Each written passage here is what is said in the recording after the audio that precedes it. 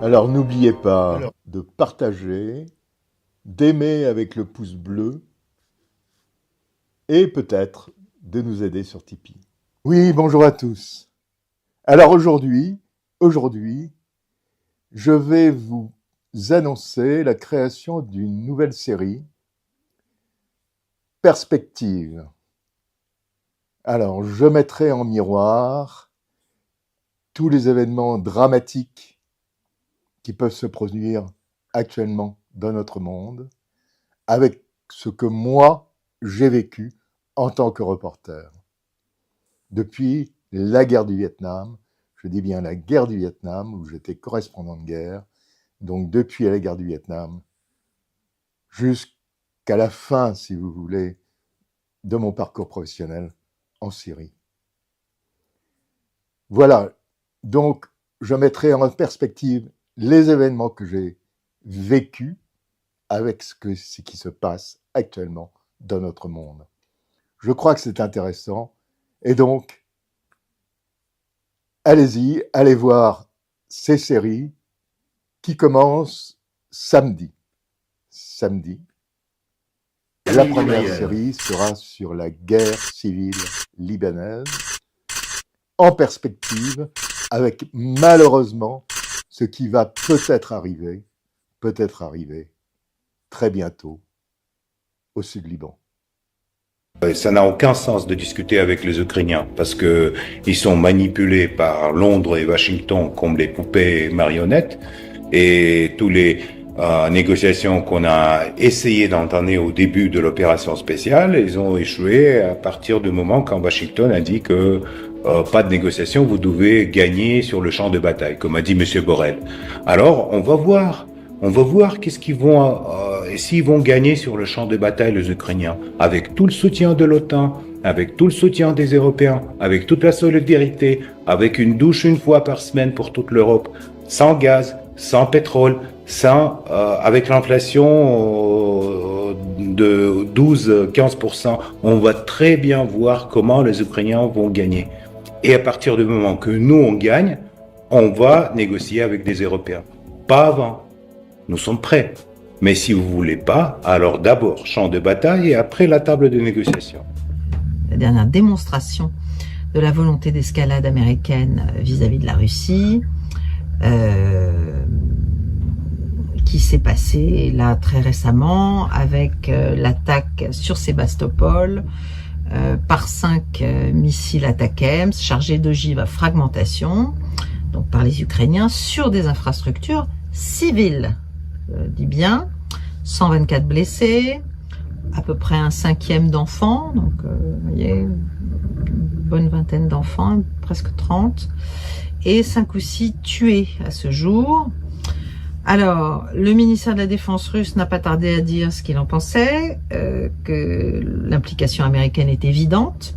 Bon, d'abord, un drone américain était dans les parages, mais surtout, toutes les missions de vol des missiles opérationnels et tactiques américains ATACMS sont saisies par des spécialistes américains sur des bases de données de reconnaissance satellitaire américaines. Hein. Donc, il faut arrêter de dire que c'est les Ukrainiens tout seuls, comme ça, qui lancent des missiles, qui atteignent leur cible. Ça marche pas du tout comme ça.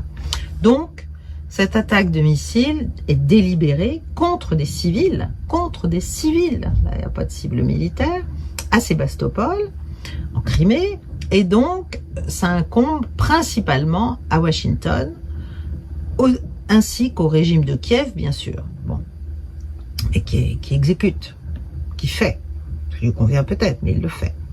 Donc il y a une volonté claire de faire des dommages civils, de faire des crimes de guerre, en fait, c'est des crimes de guerre. Et l'implication russe n'est pas contestable. L'implication, américaine n'est pas contestable. Alors, on voit, moi, ce qui m'inquiète, c'est surtout qu'on voit, à travers ce fait, ce qui a été dit sur cette attaque-là récente, et sur d'autres, on voit qu'il y a un discours russe qui est en train de se construire progressivement et qui se documente beaucoup, parce qu'ils font des dossiers, sur les États-Unis, acteurs du terrorisme, en fait. Donc, il y a ce qui se passe à Belgorod, c'est la même chose, c'est des populations civiles qui sont ciblées.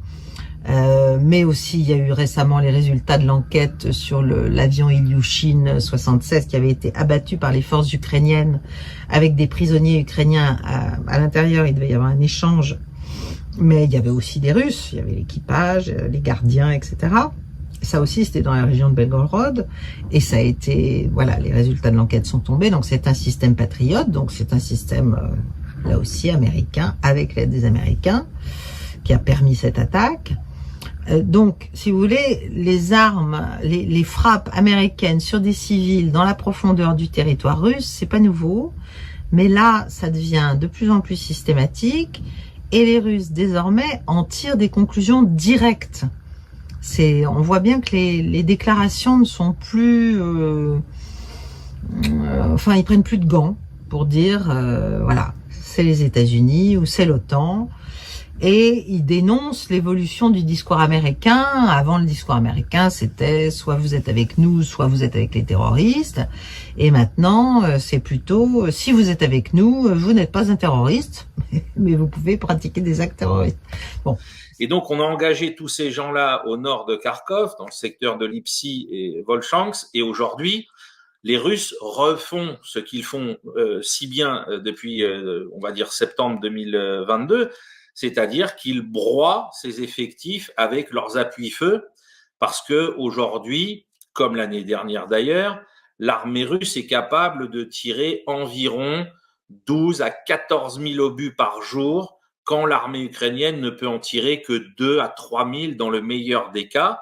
Et c'est ajouté à ça l'apparition des fameuses bombes planantes FAB qui sont lancées maintenant par les avions russes depuis là le territoire de la Fédération de Russie, hein, puisque ces bombes peuvent planer des fois jusqu'à environ 50 km depuis l'avion qui les a larguées vers leur cible. Et donc, on a une destruction par les feux de toutes les réserves ukrainiennes qui est en cours dans le secteur au nord de Kharkov aujourd'hui, qui est un secteur où les batailles pour quelques pâtés de maison sont d'une violence absolument terrible. Et malgré la supériorité en hommes de la part des Ukrainiens, eh bien, les feux russes font la différence. C'est que le chef d'état-major des armées ukrainiennes, général Syrski, se serait vu, soi-disant, mais la source est les services russes, donc il faut quand même se méfier, mais se serait vu donner 6 semaines pour planifier une offensive sur Kharkov et Zaporogie. 6 semaines. Comme ça. Il faut des mois, c'est infaisable. Alors, il y a beaucoup de préparatifs, donc du coup, évidemment, cela autorise des préparatifs. Alors voilà les préparatifs qui sont rapportés, mais encore une fois, est-ce que c'est vrai? Est-ce que c'est faux? Je n'en sais rien, mais ça mérite d'être relevé parce que si c'est vrai, c'est très inquiétant. Préparatifs. Un pont militaire aérien entre la Pologne et les États-Unis pour le transport de munitions et de véhicules blindés. Des tanks et des véhicules d'infanterie, des véhicules de reconnaissance suédois, italiens, allemands qui doivent arriver de Bulgarie. L'augmentation des cadences pour produire les Storm Shadows et les Atacams. Des ateliers de réparation installés à Kherson et à Dniepr dans les sous-sols des centres commerciaux. Donc on imagine déjà les imputations de crimes de guerre sur des sites civils qu'on peut faire à la Russie, alors qu'en fait elle chercherait à taper ces ateliers de réparation dans les sous-sols des centres commerciaux. Enfin, vous voyez, tout ça est bien réfléchi. Des médecins britanniques et danois qui prépareraient des hôpitaux de campagne pour 30 000 soldats à Odessa, Kharkov, Dniepr et Nikolaïev. L'Italie, la Croatie, la Belgique et les Pays-Bas qui prévoiraient d'envoyer 2300 médecins et paramédicaux, enfin personnels médicaux, tout confondu, pour être dans ces hôpitaux. La Finlande et les Pays-Baltes qui auraient en charge la protection aérienne et la protection en matière de guerre électronique de ces hôpitaux. Bon, tout ça est très juste. Voilà. Bon, qu'est-ce qu'on peut dire de cette information? Ce qu'on peut dire, c'est que c'est sans doute la dernière chance pour Syrski et pour les leaders occidentaux, mais que c'est évidemment un défi, une commande impossible. Donc on peut se dire que les États-Unis, en demandant ça à l'Ukraine, si c'est bien le cas, prépare le lâchage en fait des Ukrainiens sur le thème vous avez tout raté, l'offensive de 2023, l'offensive de 2024, 2 offensives, donc maintenant soit vous négociez, soit on vous lâche. Donc en fait, c'est peut-être la préparation à une phase plus lucide qui permettrait aux Américains peut-être d'arriver à quelque chose, ou enfin je ne sais pas, parce que en même temps il semble bien qu'ils aient envie de faire de l'Ukraine un nouvel Afghanistan pour la Russie. En tout cas, si c'est le cas, si c'est vraiment ce qu'on a demandé à l'état-major ukrainien, c'est vraiment le comble du cynisme.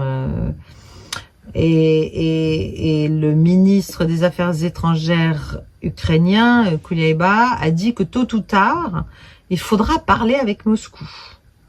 Celui-là, soit il prend date, soit il se place pour le prochain sommet de la paix, peut-être, en fonction des perspectives tracées par la Chine, peut-être. En tout cas, voilà, il a osé dire qu'il fallait quand même, pour discuter d'un plan de paix, fallait que les 2 parties soient là. En fait, c'est drôle, hein, c'est vraiment... Ça paraît incroyable. La seule chose que nous pouvons regretter, c'est de ne pas avoir commencé nos opérations actives plus tôt, croyant que nous avions affaire à des gens honnêtes. Le président ukrainien veut intensifier les sanctions à l'encontre des responsables qui ne remplissent pas leurs fonctions pendant l'invasion russe du pays. Lors d'une récente visite d'un régiment stationné dans la région de Donetsk, Volodymyr Zelensky a rencontré des représentants locaux pour discuter de questions essentielles comme l'approvisionnement en eau, les préoccupations sociales, les plans d'évacuation et la reconstruction de bâtiments détruits par les bombardements.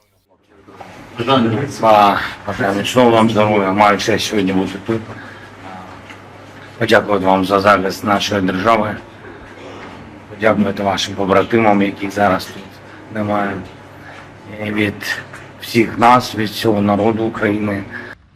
De retour à Kiev, Volodymyr Zelensky a souligné que certains responsables n'étaient pas présents dans des zones clés depuis plus de 6 mois, ce qui pourrait avoir des conséquences importantes sur la défense de la ligne de front.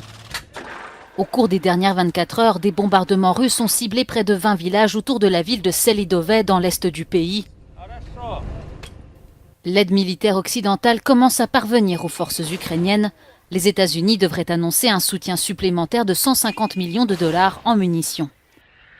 Alors, ce qu'il faut comprendre, c'est que les Européens ne décident de rien eux-mêmes. Déjà, ce qu'il faut bien comprendre, c'est que les Américains dirigent la partition depuis le début et les Européens ne font que suivre ce que Washington leur demande de faire.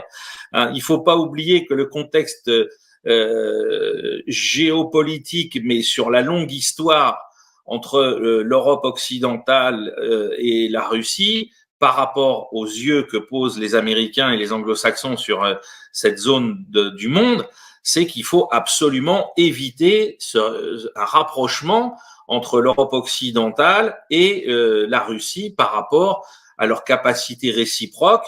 Alors, je ne veux pas encore me disputer avec certains observateurs pointilleux quand je parle de cette problématique parce qu'elle dure depuis le 19e siècle. Et au 19e siècle et jusqu'à la fin des années 90, les Européens occidentaux étaient perçus comme étant les gens capables de produire le plus grand nombre d'ingénieurs, de produire le plus grand nombre de brevets, etc. Et la Russie était perçue comme une mine à ciel ouvert en termes de minéraux, en termes de matières fossiles, énergétiques, etc.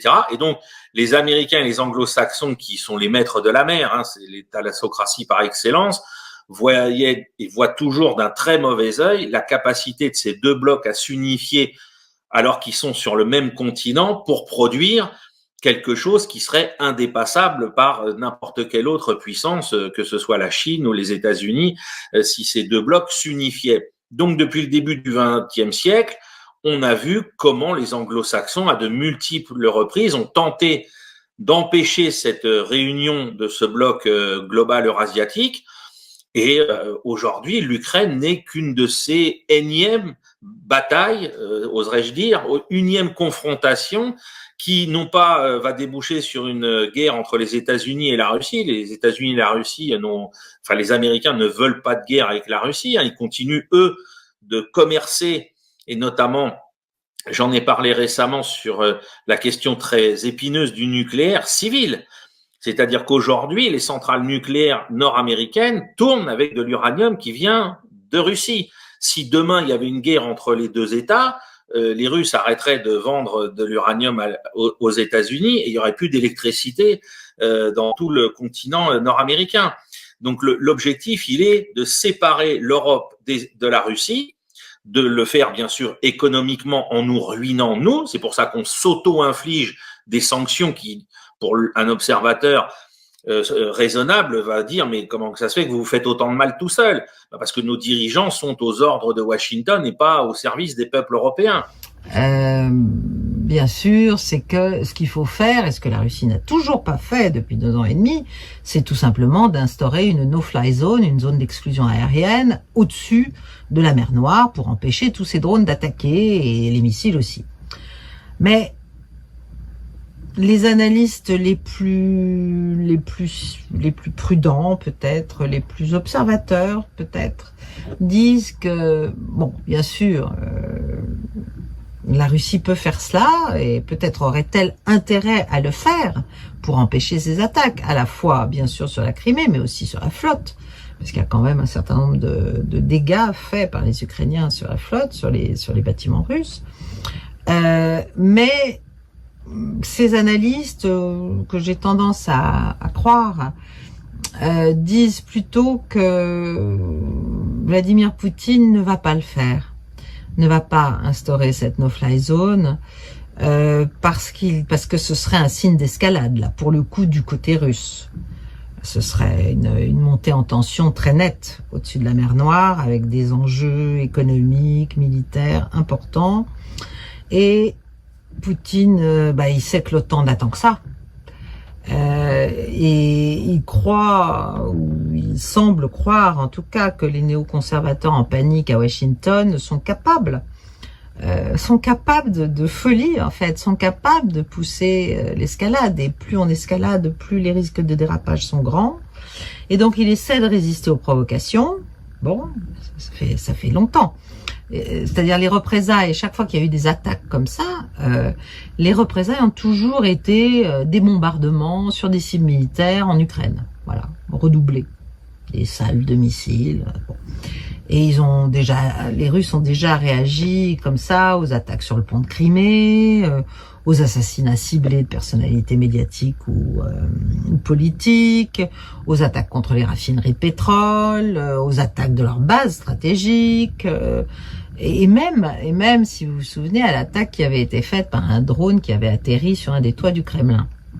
Donc le pire qu'ils ont fait, en fait, c'était une grande campagne de tir, de tir de tir de missiles sur les infrastructures énergétiques de l'Ukraine, et c'était à l'automne 22. Voilà, c'est bon. Il y a pas d'attaque vraiment symétrique, de représailles symétriques ou même similaires, comme par exemple, on bombarde le Kremlin, on peut bombarder la Rada ou détruire un pont sur le Dniepr. Ils peuvent faire tout ça évidemment, mais ils ne le font pas.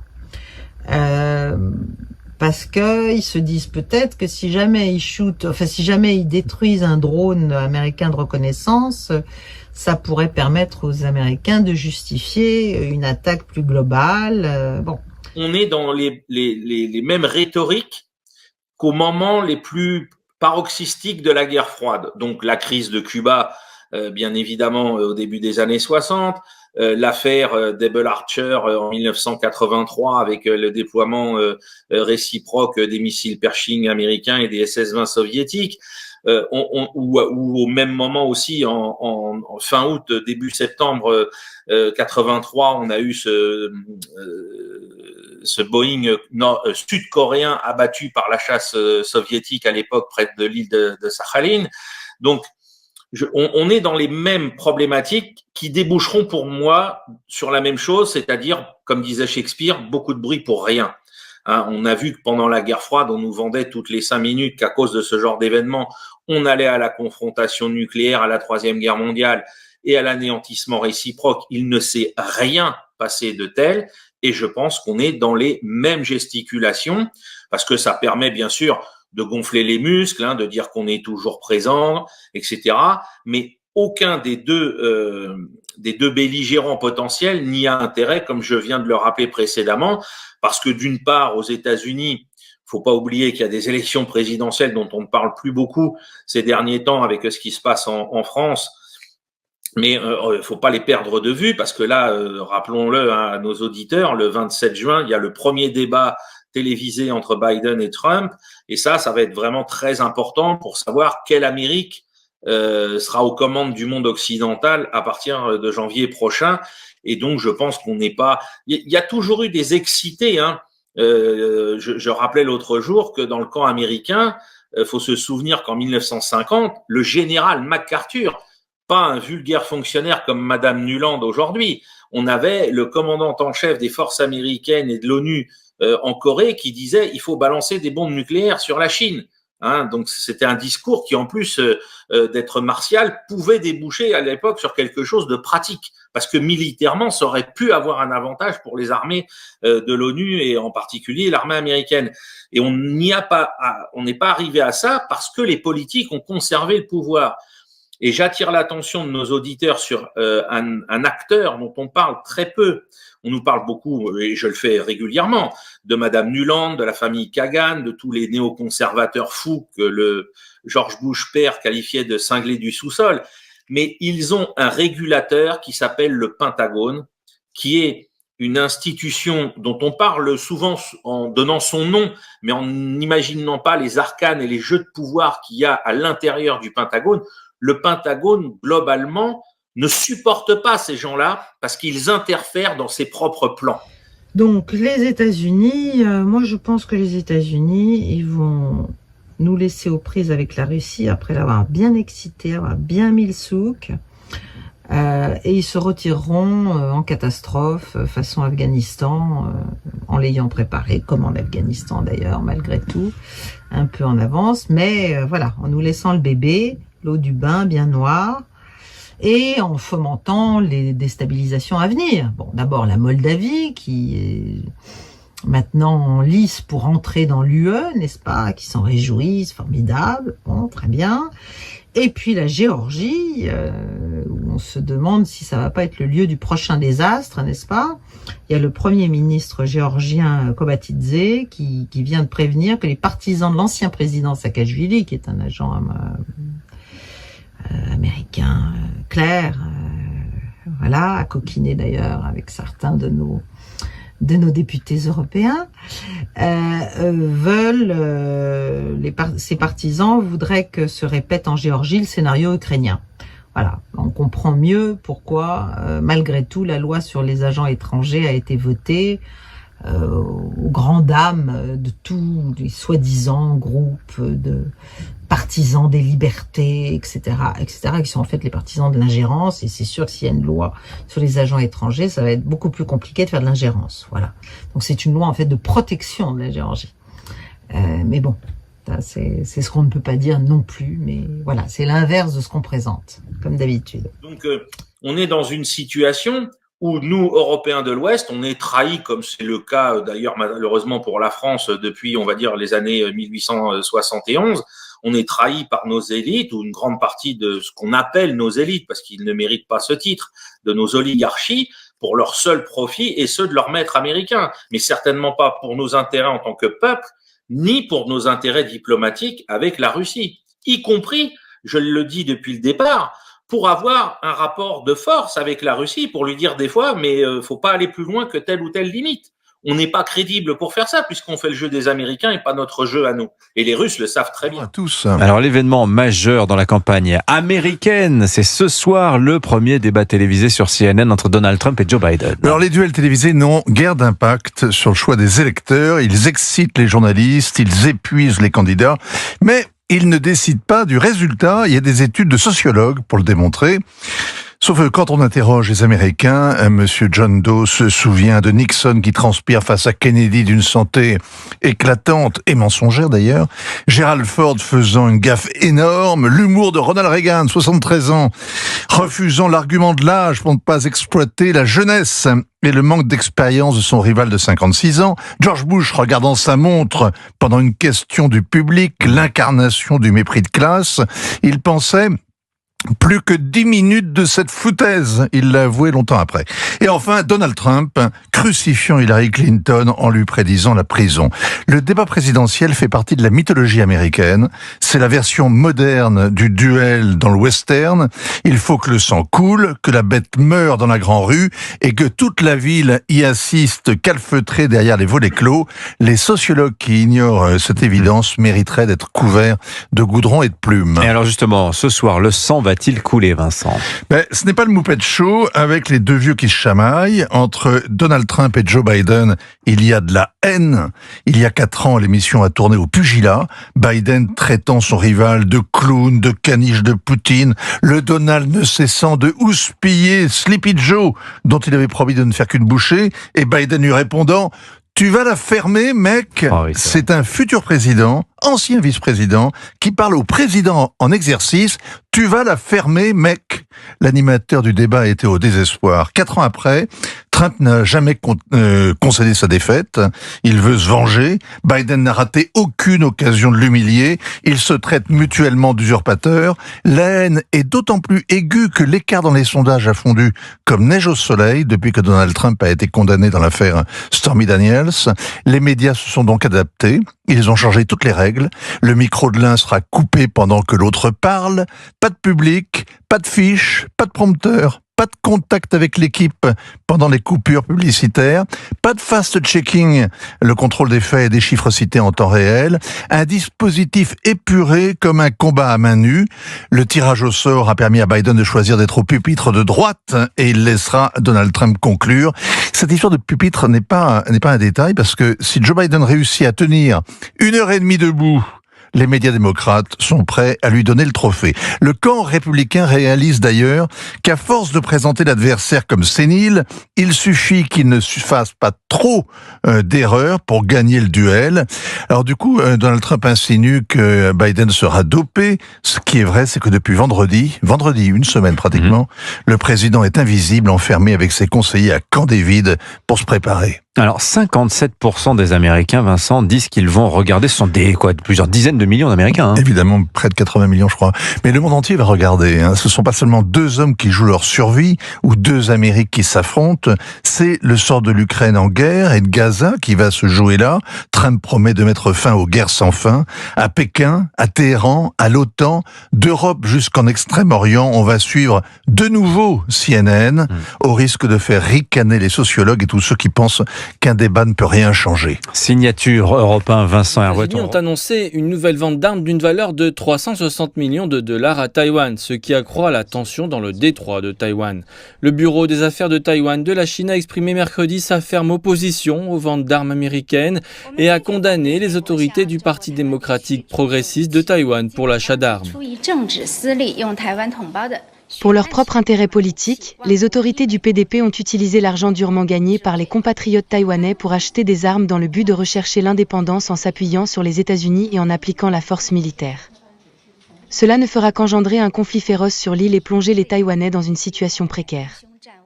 Le département d'État américain a déclaré précédemment qu'il était certain que cet acte allait susciter la condamnation de la Chine, étant donné son incompatibilité avec le principe d'une seule Chine. Beijing a répété à Washington que la question de Taïwan était au cœur des intérêts de la Chine et qu'il s'agissait d'une ligne rouge à ne pas franchir dans les relations entre la Chine et les États-Unis. Le porte-parole a demandé aux États-Unis de cesser d'armer Taïwan et d'envoyer des signaux erronés aux séparatistes taïwanais. En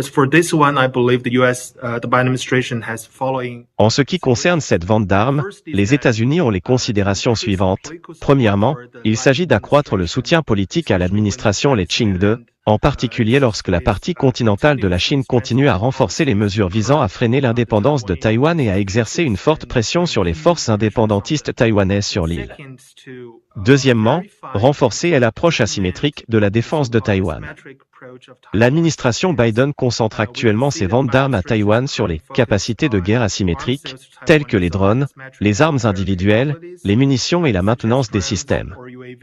Les États-Unis tentent de forcer Taïwan à accepter leurs considérations tactiques, en transformant Taïwan en île hérisson et en dépôt de munitions, en attisant les flammes de la guerre dans le détroit de Taïwan et en faisant de Taïwan de la chair à canon pour les États-Unis. Taïwan avait dépensé plus de 22 milliards de dollars au cours des 6 dernières années sous les autorités du PDP dans un contexte de sanctions de la Chine à l'encontre d'entreprises américaines. Ces dépenses sont les premières depuis l'entrée en fonction de la nouvelle administration Lai Ching-te, un homme politique cherchant l'indépendance de Taïwan. Le PDP doit immédiatement cesser ces agissements qui mettent en danger les intérêts vitaux des compatriotes taïwanais et compromettent la paix et la stabilité dans le détroit de Taïwan. La Corée du Sud met en garde la Russie sur la mise en péril de leurs relations diplomatiques. Séoul s'inquiète du renforcement du partenariat entre Moscou et Pyongyang. La critique sud-coréenne intervient alors que Moscou a reproché la semaine dernière à Séoul d'avoir fourni du matériel militaire à l'Ukraine. 한러 관계에 돌이킬 수 없는 결과를 초래하지 않도록 러시아 측이 실수하지 말 것을 경고합니다. 또한 러시아 측이 북한에 대한 의존에서 벗어나 안보리 상임 이사국답게 처신하기를 바랍니다. Au début du mois, le président russe Vladimir Poutine et le dirigeant nord-coréen Kim Jong-un se sont engagés à se protéger mutuellement contre toute agression étrangère. Par ailleurs, des médias sud-coréens rapportent que la Corée du Nord réfléchit à un accord pour envoyer du personnel militaire en Ukraine, dans la région occupée de Donetsk, pour réparer des infrastructures russes endommagées. Un pas en avant dans la construction d'une communauté d'avenir partagée Chine-Vietnam. Le président chinois Xi Jinping a appelé les deux parties à maintenir des échanges de haut niveau, à promouvoir conjointement une coopération de haute qualité dans le cadre de la ceinture et la route, et à renforcer la connectivité.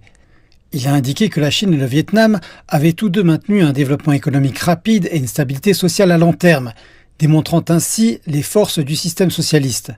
Il a souligné que la Chine était prête à travailler avec le Vietnam afin de bâtir une communauté d'avenir partagée Chine-Vietnam et de se concentrer sur les 6 objectifs majeurs que sont une plus grande confiance mutuelle politique, une coopération plus substantielle en matière de sécurité, une coopération pragmatique plus profonde, un soutien public plus fort, une coordination et une collaboration multilatérale plus étroite et une meilleure gestion des différences. La Chine a toujours considéré le Vietnam comme une priorité dans sa diplomatie de voisinage et soutient fermement le Vietnam dans sa poursuite d'une voie socialiste adaptée à ses conditions nationales. La Chine est disposée à travailler avec le Vietnam pour renforcer les échanges et la coopération, à faire progresser la modernisation et à contribuer davantage à la paix, à la stabilité, au développement et à la prospérité dans le monde. Le président Xi a ajouté que les deux parties devaient gérer correctement les questions maritimes, accélérer le développement maritime conjoint et maintenir la paix et la stabilité régionale. Le Premier ministre Pham Minh Chinh a remercié la Chine pour son soutien à l'indépendance nationale et au développement du Vietnam. Il a également exprimé sa détermination à renforcer la confiance politique mutuelle, à approfondir la coopération pragmatique et à encourager davantage d'échanges entre les jeunes des deux pays. Je voulais revenir brièvement sur le voyage de Vladimir Poutine en Corée du Nord, avec le leader de laquelle il a signé un pacte de protection mutuelle, si vous voulez, d'assistance mutuelle. Donc voyage en Corée du Nord et voyage au Vietnam. Et au sortir de ces deux voyages, il a fait quand même des déclarations importantes qu'il faut connaître. Je vous les livre un peu pêle-mêle, mais elles sont chacune à méditer. Il a dit « L'OTAN déménage en Asie, c'est une menace pour la sécurité de la Russie ». Il a aussi dit qu'en Ukraine, les frappes de l'adversaire sont donc proches d'une agression directe. Si Kiev lie les négociations au retrait des forces russes, cela n'aura jamais lieu. Les conditions pour un règlement en Ukraine changeront selon la situation militaire sur la ligne de contact. L'Occident changera Zelensky au premier semestre 2025 et lui mettra tout sur le dos.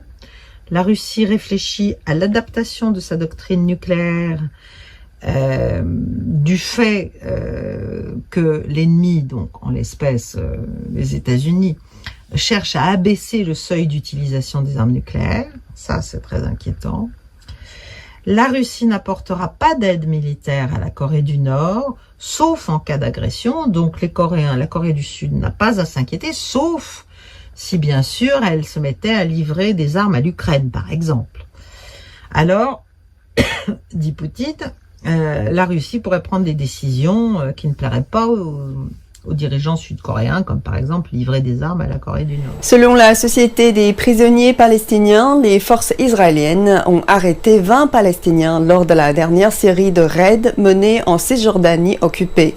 Pendant ce temps, les autorités sanitaires de Gaza déclarent que les attaques israéliennes ont tué 60 personnes et en ont blessé 140 autres au cours des dernières 24 heures. Cela survient alors que les forces de défense israéliennes affirment avoir frappé des dizaines de cibles contre les forces palestiniennes dans la bande de Gaza. Il n'y a aucun retard de livraison d'armes vers Israël, hormis l'unique envoi de bombes lourdes. Dans un article du Washington Post, un haut responsable américain réaffirme l'engagement massif des États-Unis auprès de son allié. Il explique que l'administration Biden a inondé Israël d'armes et de munitions depuis le début de la guerre. Selon lui, depuis le 7 octobre, le gouvernement américain a fourni 6,5 milliards de dollars d'aide à la sécurité du pays. Près de la moitié aurait été approuvée au mois de mai, des chiffres qui auraient été passés en revue avec le ministre israélien de la Défense, Yoav Gallant, lors de sa visite à Washington. La source du quotidien américain avait par ailleurs justifié les goulots d'étranglement dont Israël fait état par un système bureaucratique complexe qui se traduit par certaines lenteurs, un système fait de lois, de procédures et de règlements garantissant que l'administration Biden remplisse pleinement ses obligations envers le Congrès. Cette mise au point intervient après les récentes déclarations de Benyamin Netanyahou. Dans une vidéo, le Premier ministre israélien avait accusé la Maison-Blanche de retarder la livraison d'armes à Israël. Des propos critiqués à demi-mot mercredi par Yoav Gallant, qui a déclaré qu'Israël et les États-Unis avaient des objectifs communs et que les désaccords sont résolus à huis clos, ce qui est une bonne chose. Des sources proches de Benyamin Netanyahou n'ont pas tardé à réagir, affirmant que le Premier ministre israélien devait parler ouvertement pour garantir d'obtenir ce dont les combattants israéliens avaient besoin, car les différends autour de cette question n'avaient justement pas été résolus à huis clos jusqu'ici. C'est toujours l'enfer. Et c'est toujours la crainte d'une attaque israélienne sur le Liban qui signerait un dérapage régional du conflit, mais qui paraît être un peu la porte de sortie, enfin, s'imagine-t-il, pour Israël, face à une situation à Gaza qui ne correspond pas du tout aux objectifs qui ont été donnés par Benyamin Netanyahou ou même à Tzahal en tout cas. Donc ce serait peut-être une manière, une fuite en avant parce que finalement Gaza on n'y arrive pas et donc il faudrait porter le conflit au Liban. Il y a eu un article dans The Telegraph très étrangement sourcé et d'ailleurs qui a été modifié peu de temps après, qui évoquait le fait, avec sans dire vraiment, c'était très fumeux, très mystérieux, le fait que l'aéroport de Beyrouth abriterait des infrastructures du Hezbollah. Et là, évidemment, on peut pas s'empêcher de penser, est-ce que ce serait pas une manière de fabriquer, comme disait Noam Chomsky, de manufacturing consent, de fabriquer le consentement, de rendre acceptable des frappes israéliennes à venir sur le Liban. J'espère que non, mais c'est quand même à relever. Pendant ce temps, les frappes des Houthis, qui n'ont pas l'air de se décourager, se poursuivent au Yémen contre des vaisseaux de guerre américains, notamment le porte-avions Eisenhower, et aussi des vaisseaux civils, liés de près ou de loin à Israël. Mais le secrétaire d'État Blinken a dit que le lift, on lèverait les sanctions sur les livraisons d'armes à Israël, parce qu'il y a un gros problème de munitions là pour l'instant, donc je pense que les États-Unis vont remettre ce qu'il faut.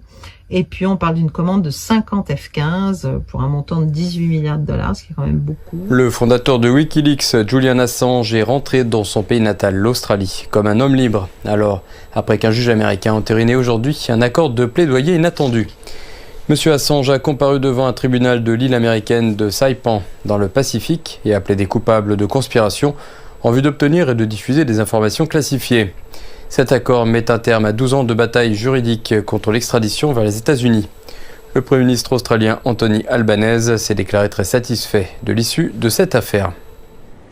Le président du Congo a été reçu ce jeudi au Kremlin par son homologue de Russie.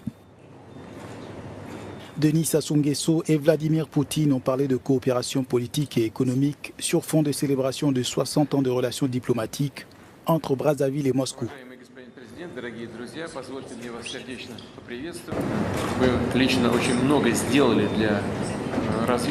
Vous avez personnellement beaucoup fait pour le développement des relations russo-congolaises.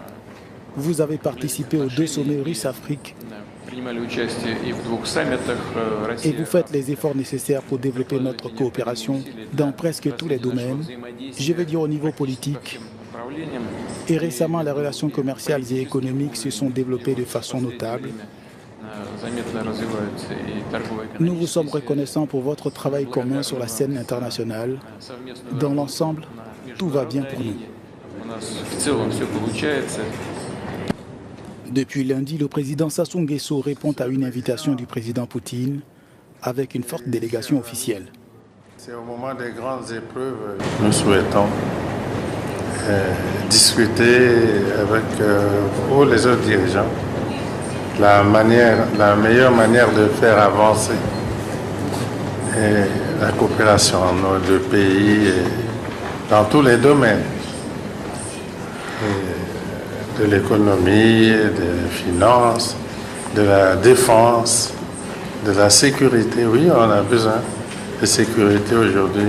À la fin de leur entretien, le président congolais a reçu des mains de son homologue russe une distinction d'honneur pour le développement des relations entre les 2 pays. Je rappelle donc qu'hier, la Cour d'appel de Paris a validé le mandat d'arrêt qui était émis par des juges d'instruction en 2023 contre le président syrien Bachar el-Assad. Je vous rappelle que c'était pour des accusations de complicité de crimes contre l'humanité pour ces attaques chimiques de 2013 qui ont été, je précise, imputées au régime. Voilà, donc c'est une décision qui a été rendue à huis clos et donc qui rejette la requête du parquet national antiterroriste qui demandait l'annulation de ce mandat. Eh bien, rejeté et donc confirmation de la condamnation de Bachar el-Assad par la France. Je voulais vous demander d'abord ce que vous pensez de cette condamnation, Régis, et puis plus largement ce que vous pensez de la condamnation morale, on va dire, que porte le régime français sur Bachar el-Assad. Bah écoutez, ce qui est intéressant, c'est quand pour préparer cette émission, justement, j'ai été regarder un petit peu les dessous et qui sont les protagonistes de cette affaire, puisque il y a des juridictions, le Cour pénal international qui est habilité normalement à pouvoir prendre ce genre de décision et à pouvoir émettre des mandats d'arrêt. On l'a vu récemment à l'encontre de Vladimir Poutine, à l'encontre des chefs du Hamas et de Benjamin Netanyahou. Il y a eu une demande d'émission de mandat d'arrêt. Là, en l'occurrence, c'est une juridiction française, hein, c'est un parquet comme en France, et derrière, il y a quand même un certain nombre d'acteurs, et notamment, j'ai trouvé que la personne qui est à l'initiative, en fait, dont l'association s'est portée partie civile dans cette affaire, c'est un avocat qui s'appelle Steve Costa, et dont en fait l'association, c'est l'Open Society Justice Initiative, enfin l'initiative pour la justice de l'Open Society. Et on sait que l'Open Society, les fondations de l'Open Society, ce sont les fondations du philanthrope George Soros. Alors donc oui, en effet, réclamer justice pour le peuple syrien de crimes imputés à Bachar el-Assad, il y en a certainement. C'est certainement quelque chose d'extrêmement valable, même si on a toujours tendance, au travers de ce conflit syrien, à penser qu'il y a toujours eu qu'un seul acteur dans le fait que ces crimes soient commis, alors qu'il y avait quand même aussi une myriade de groupes plus ou moins djihadistes qui ont pris contrôle assez rapidement de l'opposition et qui ont eux aussi perpétré un certain nombre de crimes, y compris d'usage d'armes chimiques pour ce qui est de Jaish al-Islam, notamment autour des années 2011. Là, ce qui était jugé, c'est l'attaque sur la Routa. Qui était dans quel camp, les autres qui ont aussi commis des armes chimiques? Dans le camp des Alliés? Il y a il y a eu des procédures qui ont été lancées, mais on sent bien qu'il y a moins d'initiatives, qu'il y a quand même quelque chose d'extrêmement politique derrière tout ça, et que en fait, si vous voulez, ce qu'explique les protagonistes de cette affaire et de cette saisine du parquet français, c'est que au niveau du Conseil de sécurité de l'ONU, il y a toujours un blocage de la Chine et de la Russie, donc on peut pas mener des enquêtes. Les électeurs iraniens représentent près d'un tiers des 61 millions d'électeurs du pays. Ils peuvent facilement faire basculer l'élection dans la direction qu'ils souhaitent et ils ont un large éventail de demandes pour leur prochain président.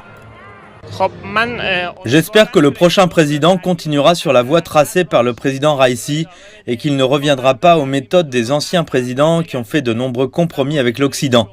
Je ne veux pas revenir à l'époque où notre président ne croyait pas en la résistance à l'Occident. Je veux que le nouveau président nous amène au plus haut niveau de la civilisation, là où l'islam s'élève grâce à nos efforts. Nous avons besoin d'un changement culturel, d'un accès ouvert à l'Internet. Nous aimons la liberté. En tant que pays islamique, nous aimons la liberté. Une personne qui veut porter le hijab peut le faire, mais il ne faut pas l'imposer, car cela éloigne les gens de l'islam et les autres pays se feront une mauvaise image de nous. Nous avons besoin d'une atmosphère positive. Pourtant, malgré les demandes de la jeunesse iranienne, les experts ne s'attendent pas à une participation significative aux prochaines élections. Taghi Azadarmaki, sociologue iranien, est un fervent partisan de Massoud Pezeshkian, le seul candidat réformateur à l'élection présidentielle dont le programme pourrait attirer les jeunes en quête de changement. Selon Taghi Azadarmaki, tous les candidats ont jusqu'à présent échoué à cibler efficacement les jeunes électeurs qui sont plus préoccupés par leur vie quotidienne que par la course à la présidence. Ils veulent sortir, avoir un travail, être respectés, fonder une famille, c'est tout, rien de plus. S'ils parvenaient à trouver cela, alors seulement ils demanderaient la démocratie, la liberté. Aujourd'hui, ils ne vont pas parler de démocratie. Même le docteur Pezeshkian n'a pas pu soulever une question susceptible d'inciter les jeunes à écouter et à se mobiliser électoralement. Ces dernières années, la participation électorale n'a cessé de diminuer. Seuls 41% des électeurs ont participé aux élections législatives de mars dernier, soit le taux le plus bas de l'histoire de l'Iran. Les jeunes sont absents, ils ne sont pas dans la rue, pas dans la ville et on ne les voit pas en politique. Ils veulent vivre leur propre vie. La plupart d'entre eux veulent acquérir de l'expérience, des connaissances et du capital pour faire quelque chose et sortir. Le taux de migration est élevé.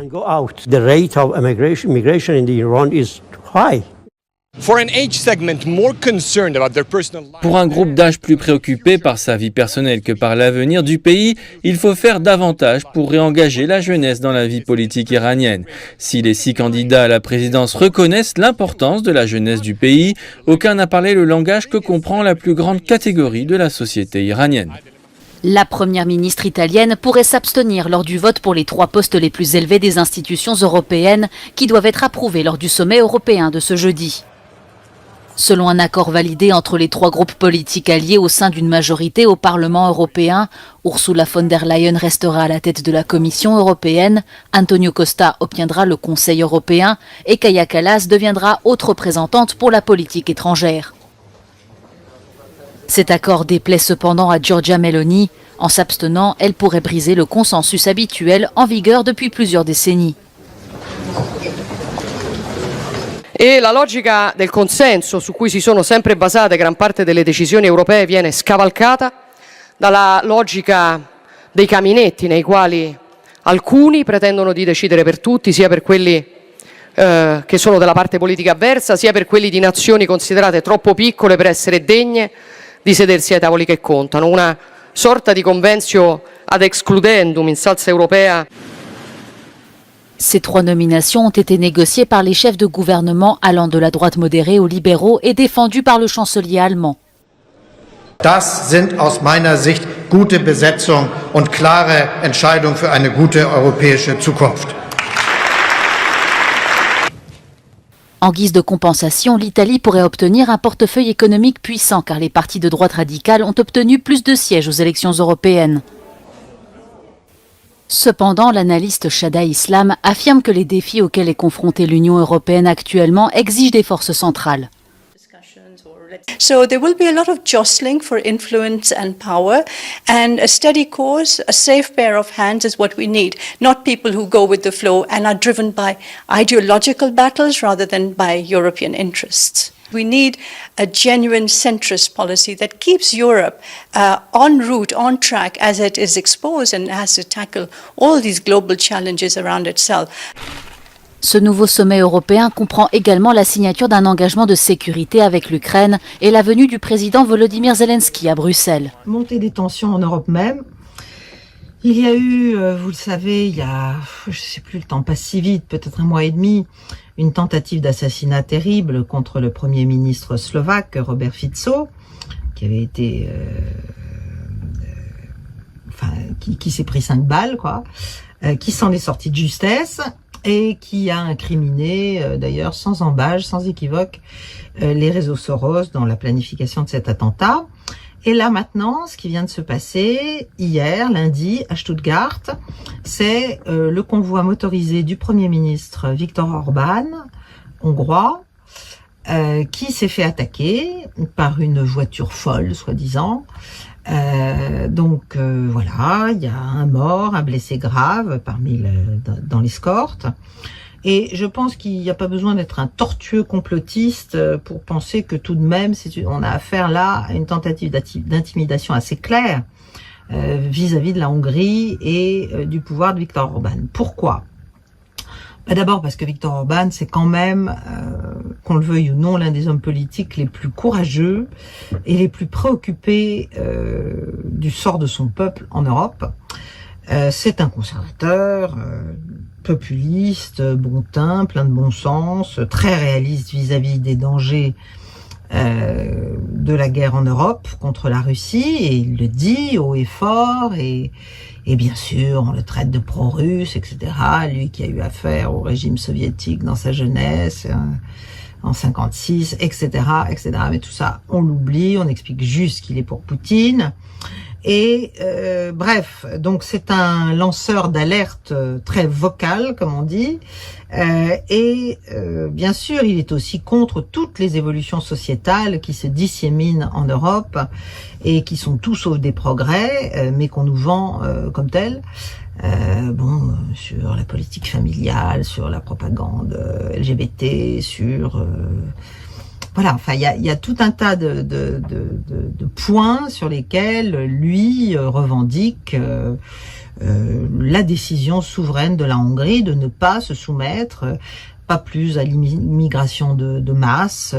Enfin, il est d'accord sur peu de choses, à vrai dire, par rapport aux grandes orientations prises par la technostructure européenne, la Commission et la plupart des pays et des eurocrates qui suivent et qui trouvent ça très bien et qui, à vrai dire, peut-être s'en moquent tout simplement du sort de notre vieille Europe.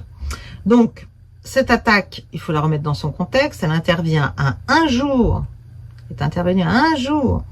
du veto hongrois sur l'utilisation par les Européens du produit des avoirs russes gelés pour financer l'Ukraine. Vous savez, je vous ai parlé, il y a un nouveau prêt de 50 milliards de dollars à l'Ukraine qui serait gagé sur les intérêts de ces avoirs russes en Europe, à peu près 270 milliards d'euros ou de dollars, je ne sais plus, mais enfin...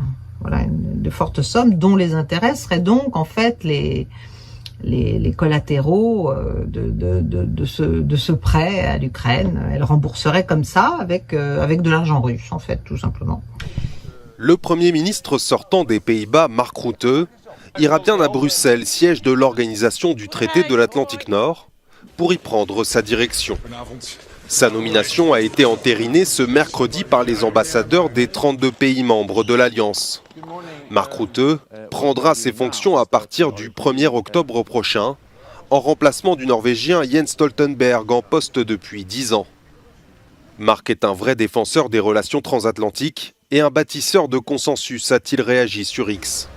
Premier ministre des Pays-Bas depuis 2010, Mark Rutte avait annoncé sa démission l'été dernier après l'effondrement de sa coalition quadripartite.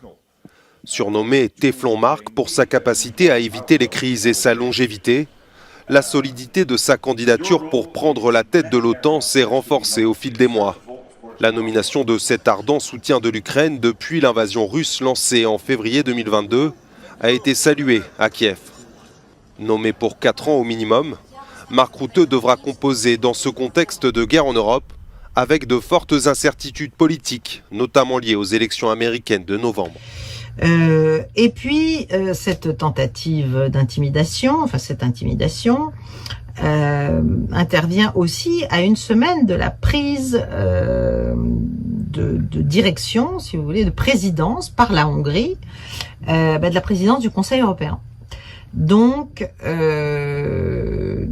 ça veut dire qu'évidemment il y aura une inflexion et que la Hongrie va se servir de cette présidence, comme chaque pays se sert de sa présidence quand son tour vient, pour promouvoir des agendas qui lui semblent importants pour l'ensemble européen et pour éviter surtout que des décisions qu'elle n'approuverait pas soient prises. Donc Orban a promis de mettre en œuvre son programme contre l'immigration de masse en Europe. Il a dénoncé le chantage financier, puisqu'on fait du chantage financier à la Hongrie depuis déjà longtemps, la Commission le fait très clairement. Il a dénoncé Ursula von der Leyen, qui est elle-même impliquée dans le Pfizer-Gate, mais ça n'a pas l'air de déranger grand monde non plus. Voilà. Et Orban a dit clairement, mais écoutez, vous pouvez me faire tout le chantage que vous voulez et finalement ne pas nous donner l'argent que nous devrions avoir, etc. Il n'y aura pas assez d'argent au monde pour empêcher la Hongrie de prendre soin de sa jeunesse, d'empêcher le prosélytisme LGBT à l'école, d'empêcher le remplacement des peuples européens planifié par la Commission et les globalistes, etc., etc. Les dirigeants de la Serbie et du Kosovo étaient à Bruxelles pour des discussions visant à mettre en œuvre un plan de normalisation des relations soutenu par l'Union européenne. Après avoir rencontré le Premier ministre du Kosovo, Albin Kurti, puis le président serbe Aleksandar Vučić, Josep Borrell a déclaré qu'aucun progrès entre Belgrade et Pristina n'avait été réalisé. C'est un nouveau constat d'échec dans ce dossier. Selon Josep Borrell, le Kosovo n'est pas prêt pour des négociations directes avec la Serbie. Le haut-commissaire pour la politique étrangère de l'UE s'en est expliqué peu après lors d'un point presse. The discussions were, as expected, as difficult as always have been, and in the end, they were not a trilateral meeting. Kosovo was not ready for this. Kosovo was not willing to do this trilateral meeting. Serbia was ready to do it, but you need two to dance tango, and we need two to sit around the table in order to continue the dialogue. This has not been possible today. Unfortunately, no progress in implementation of the agreement could be achieved today. Bruxelles a maintes fois averti qu'un refus de compromis réduirait les chances de la Serbie et du Kosovo d'adhérer à l'Union européenne. Et d'ailleurs, il y a eu un article du Financial Times disant que l'Europe cherchait évidemment à contourner le veto hongrois et donc à changer la règle de l'unanimité, le principe d'unanimité, pour pouvoir continuer à promouvoir des sanctions anti-russes. On a le 14e paquet quand même, ça fait je sais pas combien, 20 000, je sais plus, enfin c'est fou. Et puis voilà, contourner le veto hongrois sur l'Ukraine d'une manière générale, l'Ukraine étant contre l'envoi d'armes, contre l'envoi de troupes, contre l'escalade. Et alors en plus, Orban a dit que Trump lui avait dit que s'il était élu, il ne donnerait plus un penny à l'Ukraine. Donc on voit bien que la Hongrie, en fait, cherche à avoir une politique étrangère intelligente, enfin de pont entre les États-Unis et la Russie, pour le moment venu peut-être aider à quelque chose, être médiateur dans un règlement du conflit, dans une redéfinition des bases de la sécurité européenne. On peut imaginer pas mal de choses. Du côté de l'entente Rassemblement National et les amis d'Éric Ciotti, 36%. 28,5 pour le nouveau Front Populaire. Ça ne bouge pas pour les deux. Ça ne bouge pas non plus pour la majorité présidentielle qui est assez loin derrière à 21. Les Républicains sont à 6. Également, ils ont baissé un petit peu. Et puis, il y a des candidats divers à 4,5. Alexis Poulain, bonjour. Bonjour. Il y a pour certains des trous d'air un petit peu dans cette campagne. Hein. Alors, campagne express, mais campagne combien chargée et notamment sur je vais commencer par le front de gauche avec François Ruffin du Front de la Somme, hein, c'était le titre de son livre, qui ouvertement explique au micro de TF1 que Jean-Luc Mélenchon est un boulet pour l'alliance de la gauche. Alors c'est vrai que le Front populaire est une alliance de circonstances, hein, les électeurs de gauche l'auront compris pour ces législatives anticipées, mais à quelques jours du premier scrutin, arriver à mettre en scène les dissensions de cette façon-là, je pense que c'est assez particulier. Et puis de l'autre côté, vous avez un Jean-Luc Mélenchon omniprésent, hein, dans les médias, qui explique qu'il est prêt à gouverner, même si l'ensemble des partis de gauche est en train d'expliquer qu'il est hors de question que Jean-Luc Mélenchon ne soit Premier ministre. Donc c'est très difficile de s'y retrouver, mais malgré ça, comme le montrent les derniers sondages, le Front populaire reste assez stable dans les sondages, tout comme le Rassemblement national, malgré le flou, hein, sur les différents programmes. Hein. On a vu Jordan Bardella sur les retraites, mais aussi sur la double nationalité. Enfin, on a l'impression qu'il y a une improvisation qui est en cours. Et puis la majorité présidentielle qui se maintient tant bien que mal. Il y a de tous les partis politiques, on voit bien qu'il y a ce moment de flottement, ce moment aussi de recomposition qui arrivera après le 7 juillet. Aurélien Pradier qui démissionne des LR, Éric Ciotti qui s'est rapproché du RN. Je pense qu'à l'issue du scrutin, à l'issue du second tour, on va voir sans doute des recompositions qui vont se faire immédiatement. Et le retour à gauche, par exemple, de quelqu'un comme François Hollande n'est pas anodin.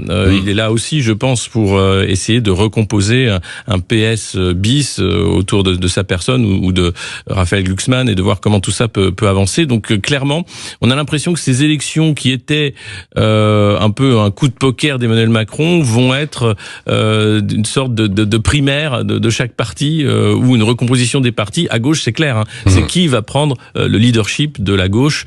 Aujourd'hui, c'est Jean-Luc Mélenchon qui le réclame, mais on voit bien que d'autres ont beaucoup d'appétit. La question, c'est qu'est-ce qui va se passer 3 000 milliards de dettes, les finances, la France et l'état économique. Ça, on a l'impression que c'est en second plan, finalement, que c'est tambouille politicienne. Merci beaucoup, Alexis Poulain. Et vous revenez tout à l'heure à 8h15 dans Dites-le franchement avec Elisabeth Lévy. Premièrement, je suis une gaulliste. Je me revendique comme telle, je me considère comme telle, dans l'esprit, dans tout. Et je suis donc je suis une souverainiste, bien sûr, mais au sens pur du terme, tendance conservatrice, libérale et progressiste, qu'on appelait un peu le gaullisme de gauche à une certaine époque. C'est peut-être ce qui me correspondrait le mieux dans la typologie classique.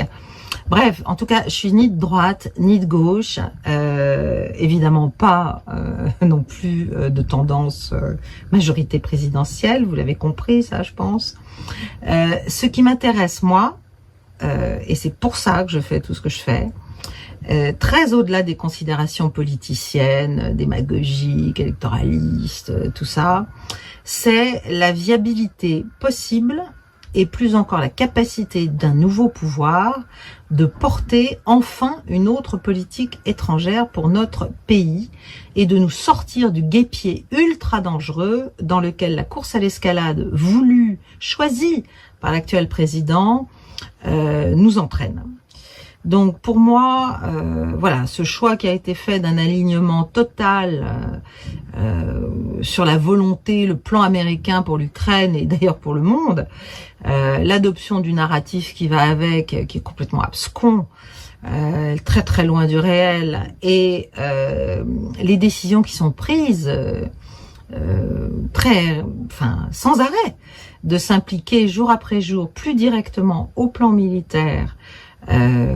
dans un affrontement qui va finir, qui peut devenir frontal et direct avec la Russie, tout ça me paraît à la fois complètement inconscient et tout à fait irresponsable. Et je ne parle même pas de l'imposture morale qui nous conduit à pousser, à encourager le pouvoir ukrainien, qui est quand même très largement, voire complètement sous contrôle américain, à tromper, à sacrifier sa population et sa jeunesse pour l'envoyer au front à une mort certaine, sans aucune perspective de victoire militaire. La victoire est structurellement inaccessible au plan militaire, et tout ça pour des prébendes, pour une survie politique de quelques-uns. Enfin, tout ça me semble justement à contresens et à rebours total de ce que nous prétendons avoir comme valeur humaine, liberté, fraternité, solidarité, enfin tout ça. Bon.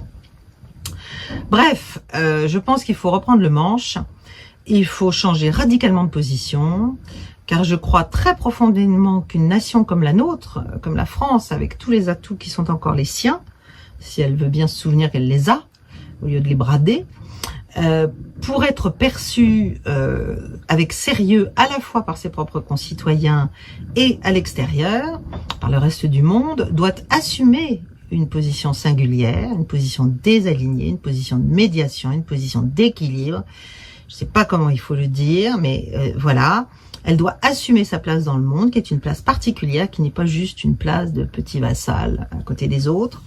Et elle doit la défendre. Et pour cela, elle doit faire preuve d'un très grand pragmatisme, prendre le monde tel qu'il est, opérer un désalignement donc drastique, un repositionnement clair, une réévaluation de ses intérêts vis-à-vis de notre allié américain, l'alliance n'étant pas l'allégeance, empressée, encore moins la servilité.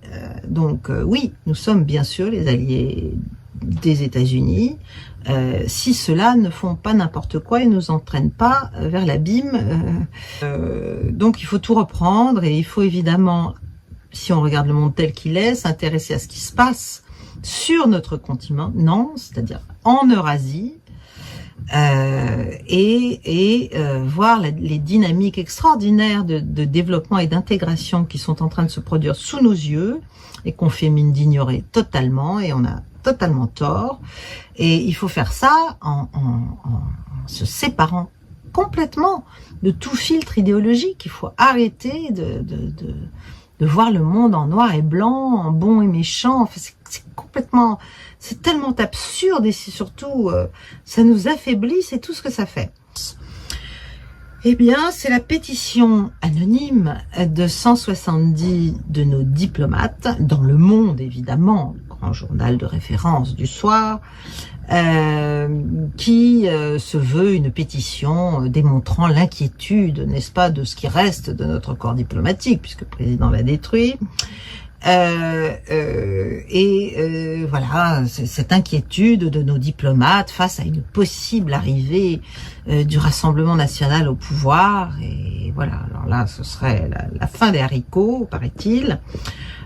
Et c'est tellement, si vous lisez ce texte, et je vous invite à le lire, c'est tellement mièvre, ça sonne tellement faux, le raisonnement est tellement faux. C'est gros comme une maison, quoi. Que c'est, de mon point de vue, complètement contre-productif, parce qu'en fait, ça démontre la dégringolade de notre diplomatie, qui est recroquevillée dans son déni du réel, dans son déni de son inefficacité flagrante, et qui est déconnectée de tout ce qui se passe dans le monde. C'est assez effrayant. Alors évidemment, c'est une pétition anonyme, parce que sinon, ça pourrait quand même appeler des sanctions, voire des radiations, puisque les diplomates sont tout de même des fonctionnaires, pas des artistes ou des hommes politiques. Ce sont des exécutants d'une ligne politique. Ils sont plus ou moins brillants, ils sont plus ou moins zélés, ils sont plus ou moins travailleurs, ils sont plus ou moins tout ce qu'on veut. Mais ils ont quand même un truc qui s'appelle le devoir de réserve et de loyauté. Ils peuvent avoir toutes les opinions propres qu'ils souhaitent, les croyances, tout ce qu'ils veulent, mais ils sont pas indépendants. Ils sont pas là pour faire la politique étrangère de leurs souhaits. Ils sont de leurs rêves. Ils sont là pour exécuter une politique définie. Donc, ils expliquent en gros que l'arrivée du Rassemblement national au gouvernement signerait l'affaiblissement de la France dans le monde. Il faut écouter la liste. L'affaiblissement de la France dans le monde. Que ce serait une invitation à l'ingérence étrangère dans notre politique nationale. À l'agressivité contre l'Europe, y compris militairement. À la vassalisation économique de la France et du continent. Si vous regardez cette liste, il n'y a pas quelque chose qui vous frappe? C'est que nous sommes déjà dans cette situation. Le Rassemblement national n'est pas au pouvoir, ni les autres, mais nous sommes déjà en plein affaiblissement de la France dans le monde, en pleine ingérence politique étrangère dans notre pays, mais qui n'est pas forcément uniquement celle à laquelle on pense tout le temps. L'agressivité contre l'Europe, elle se renforce, oui, ça c'est sûr, au fur et à mesure que l'Europe s'affaiblit, mais elle ne s'affaiblit pas parce que il y a des populistes. Au contraire, les populistes sont, enfin ceux que l'on appelle les populistes, sont j'allais dire les branches du sursaut, les réactions de survie d'une Europe qui est en train de se mourir, qui est en train de se fondre dans un européisme béat qui dissout les nations, et c'est ça qui l'affaiblit. C'est pas l'inverse. Donc c'est ahurissant qu'on ne comprenne pas ça. Tous ces mots sont aujourd'hui patents et ils sont nés de la pratique diplomatique actuelle, de l'absence de ligne diplomatique, mis à part évidemment l'alignement sur ce qu'on nous demande, ce que nous demande Washington. Mais bon, les diplomates peuvent penser, être ce qu'ils veulent, etc. C'est pas le sujet en fait. Le sujet, c'est qu'ils mettent bien en œuvre une politique, qu'ils ne fassent pas d'obstruction, qu'ils ne fassent pas de lutte par l'inertie, voyez, enfin, le fait qu'il ne se passe jamais rien, que le cabinet dit quelque chose et puis que l'administration étouffe tout ça aimablement. Bon, moi j'ai vu ça quand même d'assez près pendant des années. Voilà, en fait ces gens ont manifestement une peur d'une purge de l'État profond dont beaucoup sont devenus, bon an, mal an, des suppôts zélés. Parce que c'est bien souvent par rapport à la révolte qu'on peut faire évoluer les choses. Mais là où on paye un prix très cher aujourd'hui en Occident, je vais terminer mon propos, vous allez comprendre. Revendication, plus que révolte. C'est que révolte ou revendication, parfois révolte sur le plan historique, c'est qu'on ne sait plus en Occident reconnaître la bonne direction de la mauvaise, le bien du mal, le haut du bas et les hommes des femmes. J'entendais Donald Trump récemment dire... Si j'accède au pouvoir, je fais passer un décret qui interdit le wokisme. Dieu a fait, alors il est très croyant, il dit Dieu a fait des hommes et des femmes et rien d'autre à côté. Et aujourd'hui, il y a des mouvements très woke en Occident, effectivement, qui nous conduisent vers la mauvaise direction et vers un anéantissement de la faculté à reconnaître la vérité qui, par nature, est indivisible. Marc Melan.